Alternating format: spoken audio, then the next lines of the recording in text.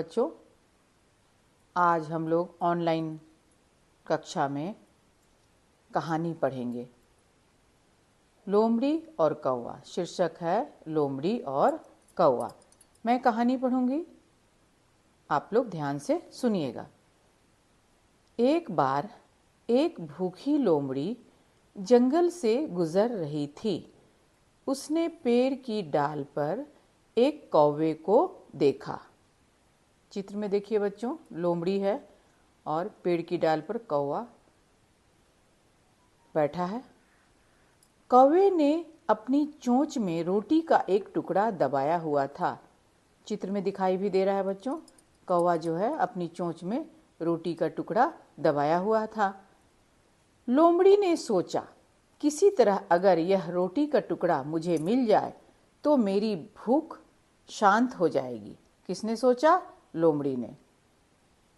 लोमड़ी ने जब देखा कि कौवे ने अपनी चोंच में रोटी का एक टुकड़ा दबाया हुआ है तो क्या सोचा लोमड़ी ने कि किसी तरह अगर यह रोटी का टुकड़ा मुझे मिल जाए तो मेरी भूख शांत हो जाएगी। यह सोचकर वह कौवे के पास गई। यह सोचकर लोमड़ी जो थी कौवे के पास गई और बोली, कौवे भाई, तुम्हारे पंख कितने सुंदर हैं, तुम जरूर बहुत ही प्यारा गाते होंगे, मुझे एक गाना सुनाओ ना। किसने कहा? लोमड़ी ने। अपनी तारीफ मतलब प्रशंसा होता है। अपनी तारीफ सुनकर कौवा फूला न समाया। फूला न समाया एक मुहावरा है बच्चों, मतलब बहुत खुश हो गया, बहुत प्रसन्न हो गया। अपनी तारीफ तो सबको अच्छा लगता है ना सुनना। तो कौवा जो था अपनी तारीफ सुनकर फूला न समाया मतलब बहुत खुश हो गया। जैसे ही उसने गाना गाने के लिए अपना मुंह खोला, रोटी का टुकड़ा नीचे गिर गया।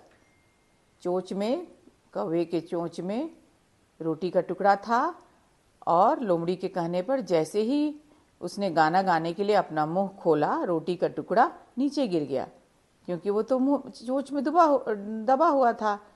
गाना गाने के लिए मुंह खोलने पर वो नीचे गिर गया। लोमड़ी उस रोटी के टुकड़े को लेकर भाग गई और लोमड़ी तो इसी चालाकी में थी ही कि कब कौवा गाना गाए और चोंच में जो रोटी दबा है नीचे गिरे और वो मुझे मिल जाए।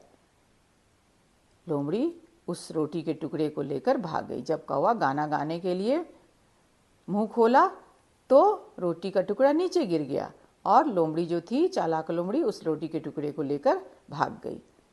तो बच्चों, इस कहानी से हमें क्या शिक्षा मिलती है कि चापलूसों से सावधान रहना चाहिए। जो चापलूसी करे है ना, उससे सावधान रहना चाहिए, सचेत रहना चाहिए।